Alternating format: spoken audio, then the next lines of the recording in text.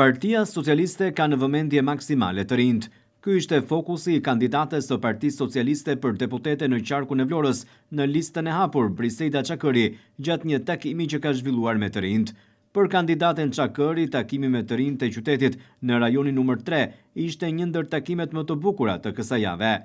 Një nga takimet më të bukura të kësaj jave ishte padyshim ai me të rinjt e rajonit numër 3, thot Çakëri, ku biseduan natyrshëm, u ndan ide dhe u dëgjuan me vëmendje kërkesat e tyre për Vlorën e përbashkët.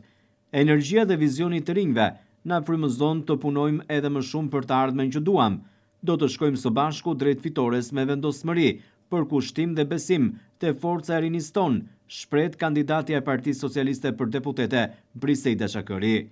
Kandidatja për deputete, pjesë e listës së hapur, theksoi se qeveria do t'i mbështesë të rinjt, duke i bërë pjesë të projekteve madhore me hapjen e vendeve të punës, por edhe me një jetë sa më dinjitoze këtu në Shqipëri dhe në Vlorë.